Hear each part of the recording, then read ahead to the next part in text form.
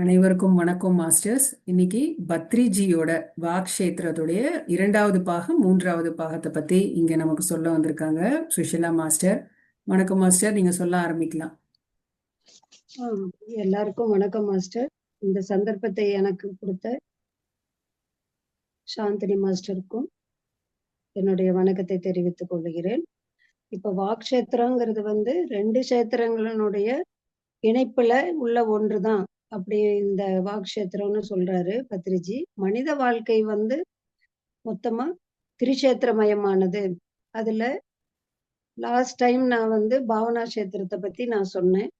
இப்ப வாக்ஷேத்திரத்தை பத்தி, பாவனா கஷேத்திரம்ங்கிறது நமக்கு எந்த கட்டுப்பாடுமே கிடையாது. நாம் முடிவு செய்து அதில் நம் விருப்பப்படி நடந்து கொள்ளலாம் இல்லையா? அதுக்கப்புறம் சேஷ்டா கஷேத்திரம்னு எடுத்துட்டாலும் அதுலயும் குணத்துக்கு தகுந்த மாதிரி நம்ம தான் நடப்பாங்க. அவங்கள நம்ம மாத்த முடியாது அப்படின்னு சொன்னோம். ஆனா இந்த வாக்ஷேத்திரம் எப்படின்னா, வாக்ஷேத்திரம் தான் முக்கியமானது.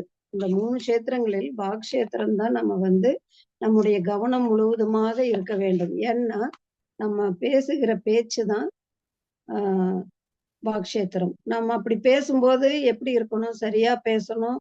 நம்ம பேசுகின்ற பேச்சின் மூலம்தான் நமக்கு கர்மாக்களே வருது. அதனால ஒருவரை நாம் தவறாக பேசிவிட்டோம்னா நமக்கும் அவருக்கு என்ன வரும்? இடையில பிரச்சனைகள் வந்துடும். பிரச்சனைகள் வந்துச்சுன்னா நம்ம வீட்டிலேயே ஒரு மோசமான ஒரு சூழ்நிலை உருவாகக்கூடிய ஒரு சந்தர்ப்பம் வரும். இந்த வார்த்தைகளை அளவோடு பேசணும்னா இதையெல்லாம் தவிர்த்திடலாம். மேலும் வார்த்தைகள் கத்தியை விட கூர்மையானவை அப்படின்னு சொல்றாரு. ஏன்னா கத்தி இல்லாமலே ஒருவருடைய அன்பை அழிக்கக்கூடிய கூர்மையான ஆயுதம் வார்த்தைகள் ஆகும். எனவே வார்த்தைகளை பேசும்போது நம்ம எப்படி பேசணும்? யோசித்து பேசணும். என்ன வார்த்தை பேசக்கூடாது என்பதை தெரிந்து அளவோடு பேச வேணும். பகவத்கீதையை நம்ம பார்த்தோம்னா அதுவே ஒரு பெரிய வாக்ஷேத்திரம் தான். ஸ்ரீகிருஷ்ணனுடைய வார்த்தைகள் தான் பகவத்கீதையாக இங்க வந்திருக்குது. அர்ஜுனன் விஷாத யோகத்தில் இருக்கும்போது, விஷாத யோகம்னா அவர் ரொம்ப கவலையா அழுதுட்டு இந்த உறவினர்களையும் நண்பர்களையும் எல்லாரையும் நம்ம முன்னாடி நமக்கு போருக்கு நிக்கிறாங்க, அவங்கள எதிர்த்தா நான் போர் செய்யணும் அப்படின்னு ரொம்ப கஷ்டப்படுறாரு. யாரு? அர்ஜுனன் அழறாரு. அப்போ கிருஷ்ணன் அர்ஜுனன் பக்கத்துல இருந்துட்டு என்ன சொல்றாரு? அவருடைய வாக்ஷேத்திரத்தை தான் சரி செய்யறாரு. நீ சத்தியத்திலிருந்து நீ யோசிச்சீன்னா யுத்தம் வரும்போது அங்க நம்ம தர்மத்தை தான் பார்க்கணும்.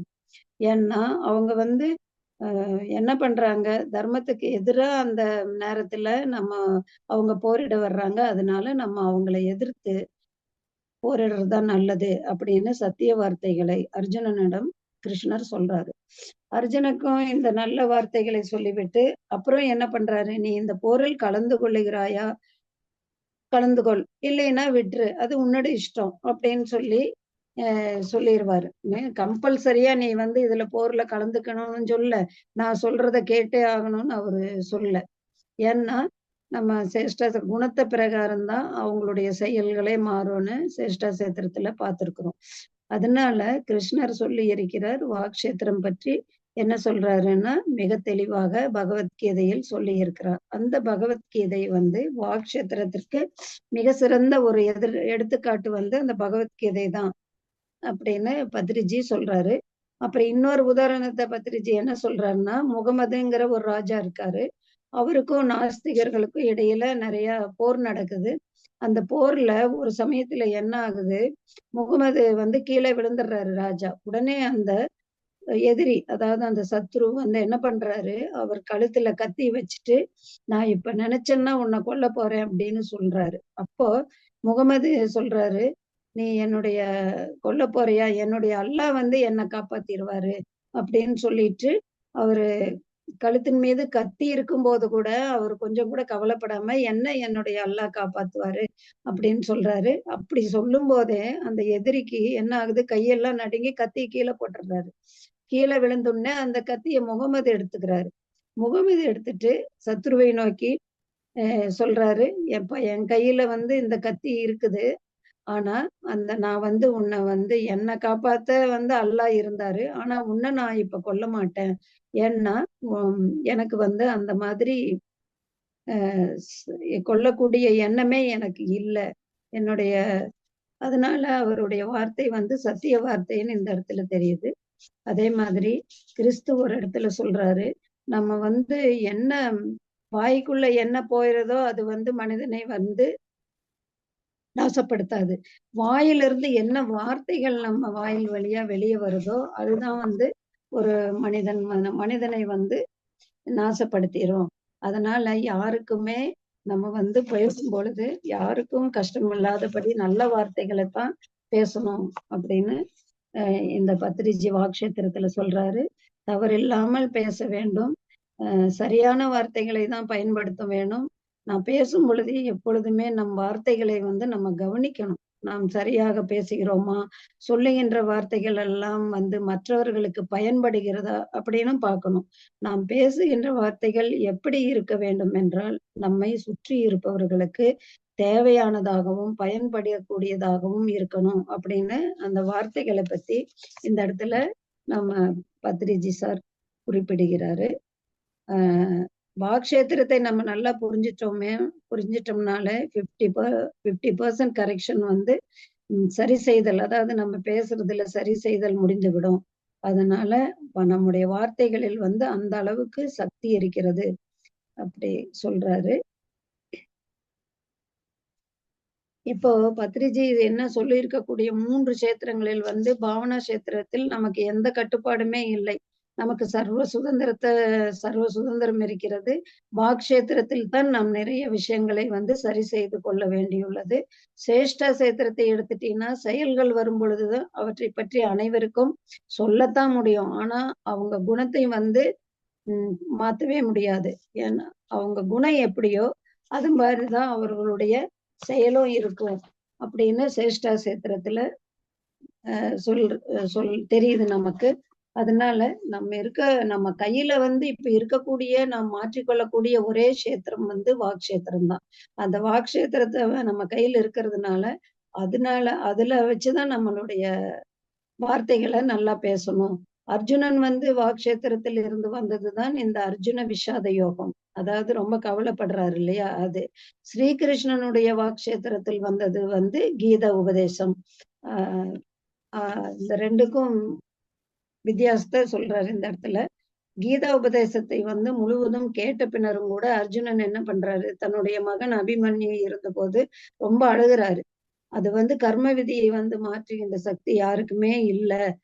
மாற்ற முடிச்சிருந்தா அபிமன்யு வந்து இறப்பையே நான் தடுத்திருப்பேன் அப்படின்னு அழுகிறாரு. ஸ்ரீகிருஷ்ணர் வந்து தன்னுடைய கீத உபதேசத்தில் அர்ஜுனருடைய வாக்ஷேத்திரத்தை தான் மாற்றி இருக்கிறாரே ஒழிய நீ இப்படிதான் செய்யணும் சேஷ்டா சேத்திரத்தை மாற்றவில்லை.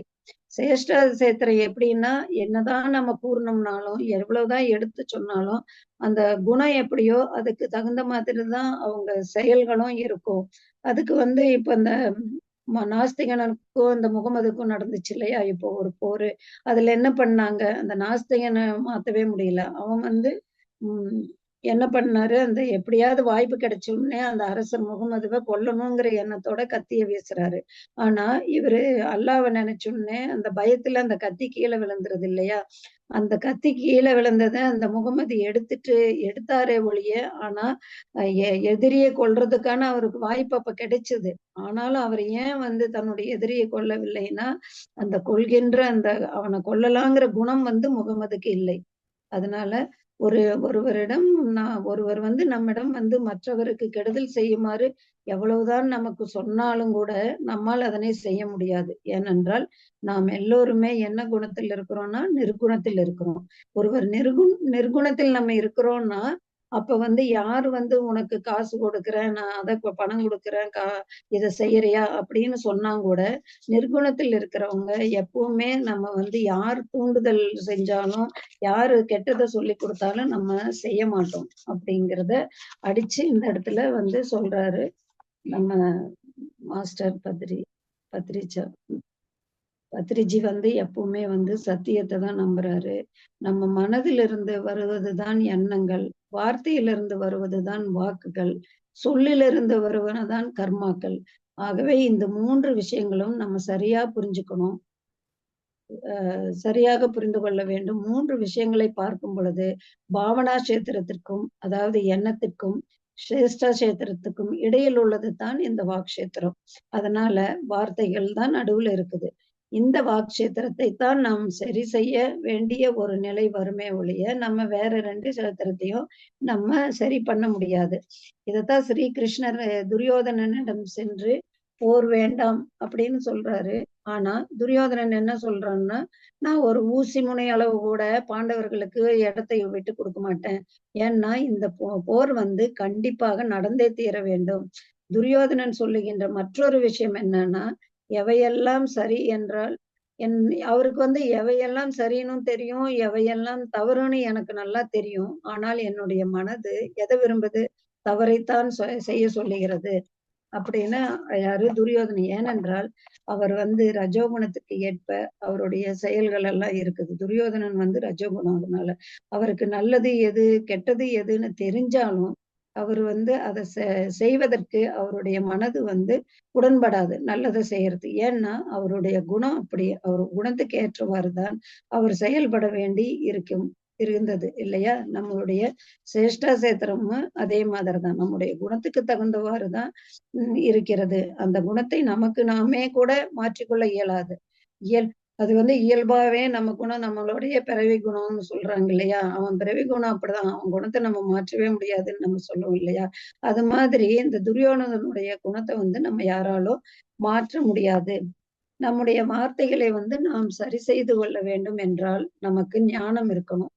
நல்ல ஞானம் வரும்போது எந்த இடத்தில் நாம் சரியாக பேச வேண்டும், எந்த இடத்தில் இப்படி பேச வேண்டும் அல்லது அப்படி பேச வேண்டும், அளவோடு பேச வேண்டும் அல்லது மௌனமாக இருக்க வேண்டும் போன்ற தெளிவு வந்து நமக்கு வர வேண்டும் என்றால் அதற்கு நமக்கு ஞான யோகம் தேவை. ஞான யோகம் எதனால் வருகிறதுன்னா தியானத்தினாலதான் வருது. அதனால நமக்கு நல்ல தியானம் செய்யும் பொழுதுதான் ஞானம் கிடைக்குது. அது இல்லையா? அதனால நம்ம வந்து தினமும் நல்லா தியானம் செய்யணும். அதே மாதிரி நமக்கு ஒரு கொஞ்சம் பணம் வேணும்னா நம்ம யாரோ ஒருவரிடம் போய் பணம் கேட்கிறோம்னா அவர் பணம் இருந்தால் தானே அவர் கொடுப்பாரு. இல்லைன்னா யாரிடமாவது வாங்கி அதனை கொடுப்பார். அதே போல நமக்கு வந்து நல்ல புத்தி இல்லை, நமக்கு ஞானம் இல்லைன்னா நல்ல புத்தி இருப்பவர்களிடம் போய் அதை ஞானத்தை பெற்றுக்கொள்ளணும். நல்ல வார்த்தைகள் இருப்பவரிடம் அவற்றை நாம் பெற்றுக்கொள்ள வேண்டும். அதாவது ஒரு புத்தரிடமிருந்து நாம் சத்திய வாக்குகளை வாங்க வேண்டும். நமக்கு தேவையானவைகளை வந்து நம்ம கேட்டு தெரிந்து கொள்ளணுங்கிறத இங்க அடிச்சு சொல்றாரு. யாராவது ஒருவர் பத்ரிஜியை பார்த்து குட் மார்னிங் சொன்னாங்கன்னா அவங்க அவ்வளவுதான், அன்னையோட தொலைஞ்சிடாரு. ஏமா பேட் மார்னிங்னு எங்காவது இருக்குதா என்ன பேசுவதை சரியாக பேசுங்கள் அப்படின்னு திட்டுவாராம். நீங்க நன்றாக இருக்கிறார்களா என்று கேட்டாலும் அதற்கும் அப்படிதான் திட்டுவாராம். ஏன்னா பார்த்துத்தானே இருக்கிறேன், நான் நன்றாகத்தானே இருக்கிறேன், அப்புறம் என்ன நன்றாக இருக்கிறாயா என்று கேட்கிறாய் அப்படின்னு கேட்பாராம். அதனால நான் என்ன நோயிலையா படுத்துட்டு இருக்கிறேன், நான் முன்னால் நல்லா தானே இருக்கிறேன், அப்புறம் எதுக்கு அப்படி ஒரு வார்த்தையை நீ கேட்கிற? கோயிலுக்கு சென்று அங்க கடவுளை பார்த்தேன்னு சில பேர் சொல்லுவாங்களா? கடவுளை எங்க பார்த்த நீ? சிலையத்தானே பார்த்துட்டு வந்த. இந்த மாதிரி அவர் வந்து எப்பவுமே சத்தியத்தை தான் பேசுவாரு.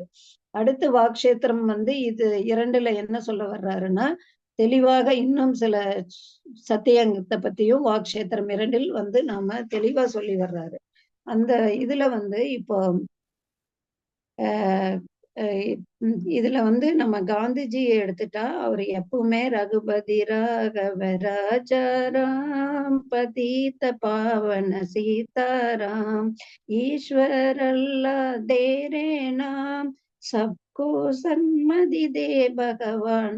இந்த பாட்டை எப்பவுமே மகா காந்தி பாடிக்கிட்டே இருப்பாரு. அது நமக்கே கூட புக்கு படிக்கையில எல்லாம் தெரிஞ்சிருக்கு.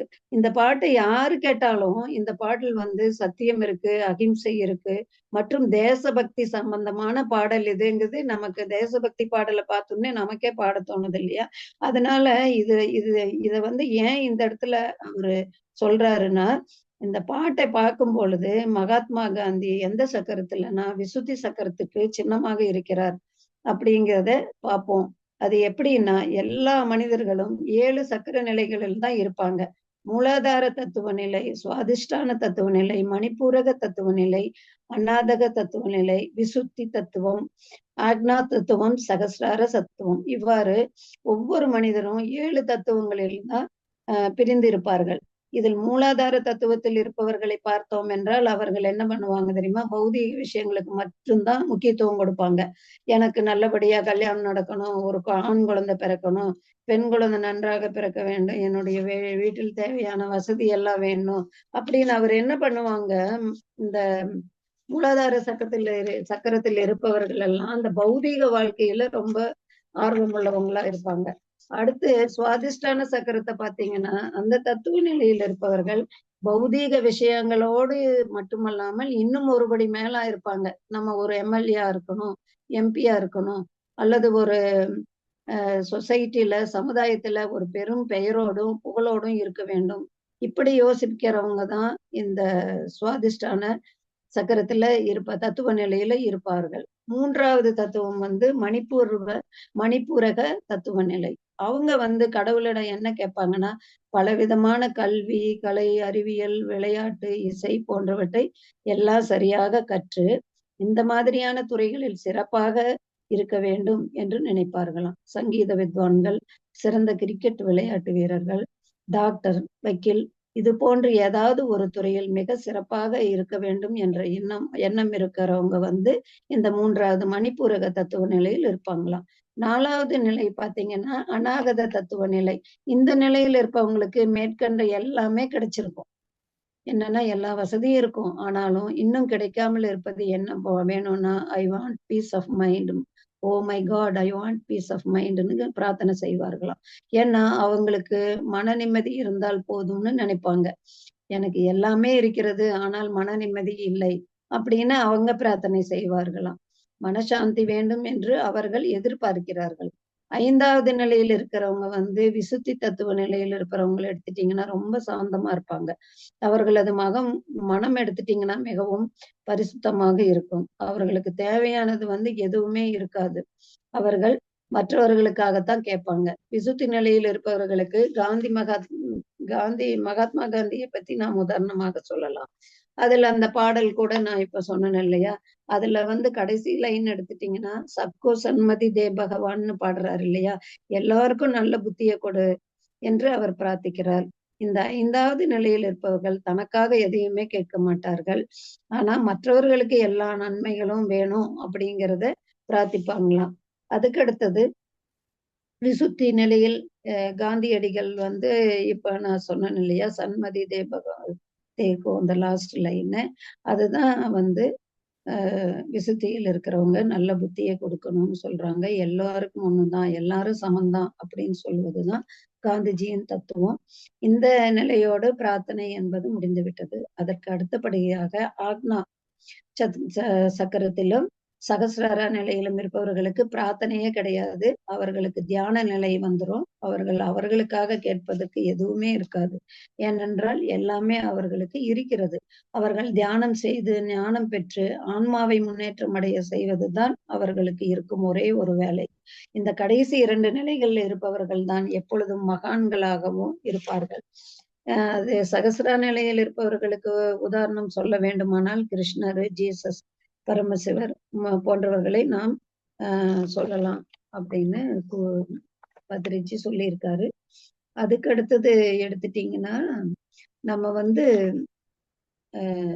ஸ்ரீராமரை எடுத்துட்டோம்னா என்ன தெரியுமா, அவர் ராமாயணத்துல ஸ்ரீராமர் தான் முக்கிய கதாபாத்திரம். அவர் தான் என்ன நிலையில இருக்காருன்னா, அந்த ஸ்ரீராமன் அவருடைய பேரண்ட்ஸ் என்ன சொல்றாங்களோ, இங்க அவருடைய தந்தை அவருக்கு ஜென்மாவை கொடுத்தாரு இல்லையா, அதனால அவர் தந்தை பேச்சதான் கேட்கணும். அவர் சொல்றதுனால அவர் காட்டுக்கே கூட போயிருவாரு. அதனால ராமாயணத்துல அப்படி போறாரு. ஆனா நம்ம இனிமேல் பார்க்க போற ஆவணம் என்னன்னா பிரமிடாமன். பிரமிடாயனம் அப்படிங்கிறத பத்தி, பிரமிடு மாஸ்டர்களின் கதையை பத்தி இங்க சொல்ல வர்றாரு. இங்க பித்ருக்காக இப்ப ராமன் போன மாதிரி அப்பா சொன்னாரு அப்படிங்கிறதுக்காக போக மாட்டாங்க. இந்த பிரமிட் மாஸ்டர்கள் எப்படியாப்பட்டவங்கன்னா சத்தியத்துக்கு தான் கடைபிடித்தல் தான் அவர்களுடைய முக்கியமான கடமைன்னு நினைக்கிறாங்க. அவர்கள் சத்திய வார்த்தைகள் தான் நிற்பார்களாம். வேற எதுவுமே சத்தியத்தை தான் பேசுவாங்க. இது இங்க அவங்க தந்தை பேச்சையோ தாய் பேச்சையோ கணவருடைய பேச்சையோ தேவையில்லாமல் கேட்க மாட்டார்கள்.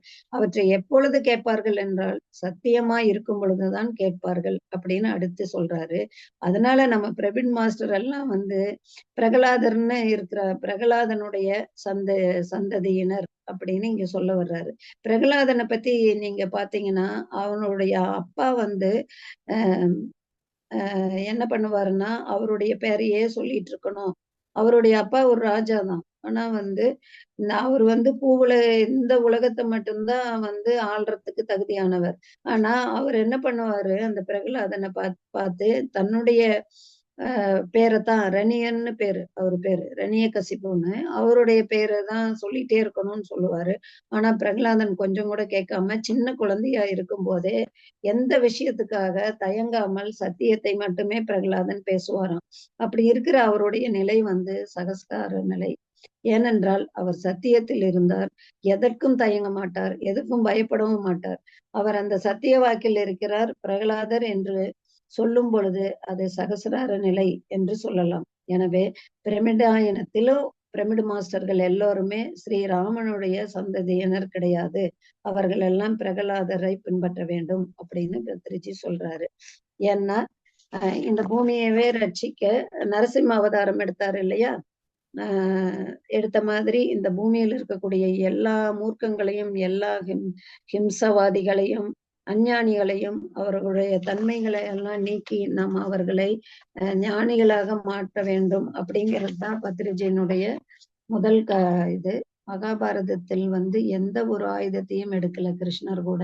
போர் முழுவதும் அவர் கட்டுப்பாட்டில் தான் இருந்தது. ஆனால் அவருடைய வார்த்தை அந்த ஆயுதத்தை கொண்டு, வார்த்தைங்கிற ஆயுதத்தை கொண்டுதான் அந்த போரே நடத்தப்பட்டது.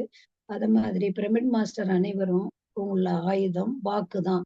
வார்த்தை தான் நமக்கு எல்லாருக்குமே, நம்ம மாஸ்டர்ஸ்க்கு எல்லாமே நமக்கு வாக்குதான் சுத்தமா இருக்கணும். வார்த்தைகள் நல்ல சத்திய வார்த்தைகளாக ஒவ்வொருத்தரையும் தியானத்துக்கு நம்ம கொண்டு தியானத்துக்கு தெளிவான விஷயங்களை தெல்ல தெரிய வைத்து ஒவ்வொருவரையும் மகான்கள் ஆக்குகிற கடமையை நம்ம செய்யணும் அப்படின்னு பத்ரிஜி மிக அழகாக சொல்லி இருக்கிறார். எனவே நம்முடைய ஆயுதம் என்னன்னு நினைச்சிட்டீங்கன்னா வாக்ஷேத்திரம் தான். வாக்ஷேத்திரம் தான் நம்முடைய ஆயுதம். நம் வார்த்தைகள் எந்த மாதிரி இருக்க வேண்டும் என்றால் 3 வகைகளில் இருக்கலாம் என்று சொல்லுகிறார். அசுப வார்த்தைகள், சுப வார்த்தைகள், சத்திய வார்த்தைகள். நம்ம வாயிலிருந்து வருவன வார்த்தைகள் தான் நம் வார்த்தைகள். நம்முடைய வாயிலிருந்து வருகின்ற ஒவ்வொரு வார்த்தையும் மிகவும் கவனமாகவும் எச்சரிக்கையாகவும் வெளியிட வேண்டும் அப்படின்னு சொல்றாரு.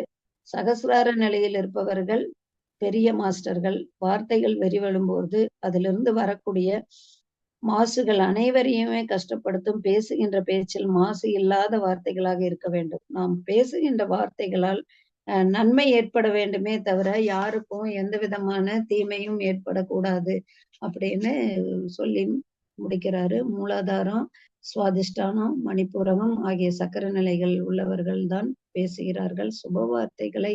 அந்த 3 சக்கர நிலைகளில் இருக்கிறவங்க பேசுற பேச்சு முதலாவதாக வருவது அசுப வார்த்தைகள். அந்த அசுப வார்த்தைகள் எல்லாம் பேசுறவங்க யாருன்னா இந்த முதல் 3 சக்கரங்களில் இருக்கிறவங்க தான் அசுப வார்த்தைகளை பேசுவார்கள். மணிப்பூரகம் மற்றும் சுவாதிஷ்டானம் மற்றும் மணிப்பூரகம் ஆகிய சக்கர நிலையில் உள்ளவர்கள் தான் பேசுகிறார்கள் சுப வார்த்தைகளை. யார் பேசுகிறார்கள் என்றால் 4வது மற்றும் 5வது சக்கர நிலையில், அதாவது அநாதகம் விசுத்தி சக்கர நிலையில் உள்ளவர்கள் பேசுறாங்க நல்ல வார்த்தைகளை, சுபமான வார்த்தைகளை. சத்திய வார்த்தைகளை யார் பேசுவார்கள் என்றால் ஆக்னா மற்றும் சகசிரார நிலையில் இருப்பவர்கள் மட்டும்தான். ஸ்ரீ கிருஷ்ணரும் அது சத்திய வார்த்தைகளே பேசுறாரு. அதனால எப்பவுமே நம்ம வார்த்தைகள் மீது ரொம்ப கவனமா இருக்கணும் அப்படின்னு இங்க பிரகலாதனை பத்தி சொல்லும்போது நாராயணா என்று சொல்லுவாரு. எப்பவுமே அவரு நாராயணனை கும்பிட்டு இருப்பாரு சின்ன வயசுல இருந்து. அவங்க அப்பா அவருடைய பேர் நாமத்தை சொல்லலைங்கிறதுக்காக அவரை கொண்டு போய் தீயில வச்சு எரிக்கிறதுக்கு ட்ரை பண்ணுவாரு. அப்ப நாராயணன் தான் அது மாதிரி நம்மளும் எப்பவுமே நல்ல வார்த்தைகளை பேச வேணும் அப்படின்னு சொல்லியிருக்காரு. தியான சக்தி இருந்தால் மட்டும்தான் நமக்கு இந்த தெளிவு கிடைக்கும். இந்த தெளிவு இருக்கும் பொழுதுதான் நம்மால் சரியாக பேச முடியும். பேசும் பொழுது வாக் வாக் சக்தி இருக்க வேண்டும். வாக் சக்தி இருந்தால்தான் வாக் சக்தி வரும். அதனால நம்ம நல்ல வார்த்தைகளை பேசி வாக் சுத்தி, எந்த அசுபமும் எந்த தேவையில்லாத வார்த்தைகளும் இல்லாததுதான் வாக் சுத்தி. வாக் சுத்தி எங்க இருக்கிறதோ அங்கு வாக் சக்தியும் வரும்னு சொல்றாரு. வார்த்தைகளுக்கு சக்தி வரும் வார்த்தைகள் தான் நம்ம பேசணும். இந்த இடத்துல ஒரு உதாரணம் சொல்றாரு. இந்த மாதிரியான வகுப்புகளை எடுக்க வேண்டும் என்று ஒரு 3 மாதங்களுக்கு முன்னால் அவருக்கு ஒரு எண்ணம் வந்தது. அதை செயல்முறைப்படுத்துவதற்கு 3 மாதங்கள் ஆகிவிட்டதாம். எனக்கு தேவையானதெல்லாம் கேட்பதற்கு முன்னாகவே எனக்கு கிடைத்துவிடும். சில சமயம் ஓரிரு நாட்களிலே எனக்கு தேவையானது கிடைத்துவிடும். 1 மாதம் ஆனது, 3 மாதம் ஆனது என்றால், இதில் நான் மட்டும் சம்மந்தப்படவில்லை. நிறைய பேர் சம்மந்தப்பட்டாங்க. அதனால தான் எனக்கு 3 மாசம் அவகாசம் கிடைச்சது. பத்ரிஜியை எடுத்துக்கொள்ளுங்கள். தியான ஜகத், சகாஹர ஜகத், பிரமிட் ஜகத் இந்த 3ஐயுமே நிறைவேற்ற அவருடைய வார்த்தைகள் பலிக்க வேண்டும் என்று 30 வருடங்களுக்கு முன்னாலேயே நினைத்திருக்கிறார். இப்பொழுது இவை எல்லாமே ஒன்றன் பின் ஒன்றாக நன்றாக பரவி வருகிறது. நிறைய இடங்களில் பரவுகின்றன. நிறைய பேர் தியானத்துக்கு வருகிறார்கள். இவை எல்லாமே அந்த வாக் சக்தியினால் தான், வார்த்தைகள் சுத்தமாக இருந்ததனால் தான் அதற்கு சக்தி அது சித்தியாகிறது. இதனால் தான் மாஸ்டர் நாம் எல்லாருமே வாக் சக்தியுடனும், அதாவது சுத்தமான வார்த்தைகளோடு இருக்க வேண்டும். அப்பொழுதுதான் நம்ம வார்த்தைகளுக்கும் சக்தி வரும். எப்பொழுது வார்த்தைகளுக்கு சக்தி வருகிறதோ அப்பொழுதே 100% அது பலிக்கும்னு சொல்றாரு. இன்னொன்னு இதுல இதுதான் ஆஹ் இன்னொரு இது வாக் கஷேத்திரம் இப்ப நான் முடிச்சிட்டேன். இன்னொரு கஷேத்திரம் இது சேஷ்டா கஷேத்திரம். அதுல ஒண்ணுமே இல்லை. சேஷ்டா கஷேத்திரம்ங்கிறது நம்முடைய குணம் எப்படி இருக்குதோ அது மாதிரிதான். நம்ம சேஷ்டைகள்னா என்ன? செயல்கள். சேஷ்டா சேத்திரம் என்றால் நாம் காலையில சாப்பிடுறோம், குடிக்கிறோம், தண்ணீர் குடிக்கிறோம், தூங்குறோம், விளையாடுறோம் போன்ற எல்லாமே சேஷ்டா தான். நாம் நாள்தோறும் பலவிதமான வேலைகள் செய்யறோம் இல்ல, அந்த வேலைகளுமே சேஷ்டா சேத்திரத்துக்கு உரியதுதான். அதனால இந்த இடத்துல எதை சொல்றான்னா, குருஷேத்திரத்துல அர்ஜுனர் துரோணரை வதம் செய்ய வேண்டும். இது ஒரு சேஷ்டை. அபிமன்யு அபிமன்யு உத்தரவையே திருமணம் செய்து கொள்றார். அதுவும் ஒரு சேஷ்டை தான். இந்த பிறப்பில் எல்லோரும் வாழ்வதற்கு பணம் தேவை. அதற்கு என்ன வேணும்? வேலை வேணும். இதெல்லாம் கிரியாரூபமாக செய்கின்ற எல்லாமே சேஷ்டை தான். பாவனா கஷேத்திரத்தில் நடப்பவை எல்லாம் ஆஸ்ட்ரலாக நடைபெறுவதால் அங்கு கட்டுப்பாடுகளே கிடையாது. ஆனால் பௌதீக நிலையில் நாம் செய்கின்ற எல்லா செயல்களுமே, வேலையுமே கர்மக்ஷேத்திரம், குருஷேத்திரம் அல்லது சேஷ்டா சேத்திரம் என்ற வகையில் வரும். ஒவ்வொரு விதமான சேஷ்டைகளை செய்கிறார்கள். மனிதர்களை பார்க்கும் பொழுது ஒவ்வொரு மனிதரும் ஒவ்வொரு விதமான செயல்களை செய்வாங்க. ஒவ்வொரு ஆன்மாவும் இந்த மாதிரி செயலை செய்யறாங்க. ஒரு ஆன்மா ஒரு ஜென்மத்திலேயே எல்லா இதுகளையும், எல்லா 3 சேஸ்திரங்களையும் கடந்து நல்லபடியா அவங்க இருப்பாங்க. ஆனா ஒவ்வொரு ஆன்மாவும் எத்தனை ஜென்மங்கள் எடுத்திருக்கிறதோ அதை பொறுத்து அவருடைய செயல்களும் அமைந்திருக்கும் அப்படின்னும் சொல்ல வர்றாங்க. இப்ப புதிதாக ஒரு ஜென்மம் எடுக்கிறாங்கன்னு வைங்க, அவங்க தொடக்க நிலையில தானே இருப்பாங்க. அப்ப அவங்க ஷுவரா தமோ குணத்தில் தான் இருப்பாங்க. இந்த குணத்தில் இருப்பவர்களுக்கு பௌதிக வாழ்க்கையை வாழ வேண்டும், நன்றாக சாப்பிடணும், நன்றாக தூங்கணும் அப்படிங்கிறது தான் இருக்கும். வேற எதுலையுமே தமோ குணத்தில் இருக்கிறவங்க ஆர்வம் காட்ட மாட்டாங்க. ரஜோகுணத்தில் இருப்பவர்கள் செய்கின்ற செயல்கள் எல்லாம் வேண்டாத செயல்களாகத்தான் இருக்கும். ரஜோகுணத்தில் இருப்பவர்கள் நிறைய பேர் அரசியலில் இருப்பார்கள். அவர்களுக்கு அரசியல் மிகவும் பிடிக்கும். களியாட்டங்களில் ஈடுபடுவார்கள். பணம் சம்பாதிக்க வேண்டும்னு அவர்களுடைய குணம் என்னவோ அதுதான் செயல்களாக இருக்கும். அதனால அதிக பிறப்புகள் எடுக்கும் பொழுது ரஜோகுணத்தில் இருந்து சத்துவ குணம், பின்னர் நிர்குணத்துக்கும் வருவாங்க. இவர்கள் ஒவ்வொருவருடைய குணங்களுக்கு ஏற்றவாறு அவர்களுடைய செயல்கள் இருக்கும். அப்படிங்கிறது தான் இந்த சேஷ்டா சேத்திரத்துல மாஸ்டர் சொல்ல வர்றாரு. நம்ம மாஸ்டர்கள் எல்லாம், பிரமிட் மாஸ்டர்கள் எல்லாருமே இப்போது நிர்குண நிலையில் தான் இருக்கிறோம். ஏன்னா சத்துவ குணத்தில் இருப்பவர்கள் சங்கீதம் பாடுதல் போன்ற கலைகளில் வல்லவர்களாக இருப்பாங்க. ஓவியம் வரைவாங்க, இசைக்கருவிகளை வாசித்தல் போன்ற இருப்பாங்க. அதனால நம்மெல்லாம் நிர்குணம்தான்னு சொல்றாரு. நாம் தியானம் சொல்லிக் கொடுக்கும் பொழுது, சில பேர் அவற்றை ஏற்றுக்கொள்ளுவாங்க. சில பேர் எடுத்துக்கவே மாட்டாங்க. அப்ப வந்து நமக்கு ரொம்ப கோவமா இருக்கும். நம்ம இத்தன சொல்றோம், கொஞ்சம் கூட கேட்க மாட்டேங்கிறாங்களே! அப்படின்னு அவர்களைப் பத்தி நம்ம வந்து கோபம் வரும். அப்போது நாம என்ன புரிஞ்சுக்கணும்னா, தமோ குணத்தில் உள்ளவர்களுக்கும், ரஜோ குணத்தில் உள்ளவர்களுக்கும் தியானம் வரவே வராது. என்ன சொன்னாலும் அவர்கள் குணத்திற்கேற்பத்தான் அவர்களுடைய செயல்களும் இருக்கும். நிர்குணம் நிலையை அடையணும்னா, ஒரு ஆன்மாவுக்கு எவ்வளவு ஜென்மங்கள் எடுக்கும் என்று நம்ம கணக்கிட்டு சொல்ல முடியாது. அப்படின்னு சொல்றாரு. நாமும் கூட தமோ குணம், ரஜோ குணம், சத்துவ குணம் என்ற வெவ்வேறு நிலைகளை கடந்துதான் தற்பொழுது நிர்குண நிலைக்கு வந்திருக்கிறோம். இந்த நிலைக்கு வருவதற்கு முன்னர் நாமும் அந்த நிலைகள் எல்லாம் இருந்துதான் வந்திருப்போம். இந்த நிர்குண நிலைதான் நம்முடைய உண்மையான ஆன்ம நிலை. இதை எப்பொழுதுமே நாம் ஞாபகத்தில் வைத்துக் கொள்ள வேண்டும். யாருடைய குணங்களையும் மாற்றுகின்ற வேலை நமக்கு கிடையாது. நம்ம சொல்லலாம், அவங்க வந்து செஞ்சாலும், வந்தாலும் அவர்களாகவே வந்து ஒவ்வொரு மனிதருக்கும் ஒவ்வொரு விதமான சேஷ்டை இருக்கும். அத நம்மால மாத்தவே முடியாது. குணங்கள் எவ்வாறு மாறும் என்றால், அவர்களாகவே பிரச்சனையில சிக்கி கீழே விழுந்து பல அனுபவங்களை எல்லாம் பெற்ற பின்னர் தான் அவங்களுடைய நிலையை பற்றி அவர்கள் அறிந்த பின்ன தான் மாறுவாங்க. அதுக்கு முன்ன அவங்க வந்து திரும்ப திரும்ப அனுபவங்களை பெறும் பொழுதுதான் அவர்களுடைய குணங்களிலும் மாற்றம் வரும். குணங்களில் மாற்றம் வரும் பொழுது தான் செயல்களிலும் மாற்றம் வரும். சேஷ்டா சேத்திரத்தை எடுத்துட்டீங்கன்னா, இதைத்தான் முக்கியமாக நாம் தெரிந்து கொள்ள வேண்டும்.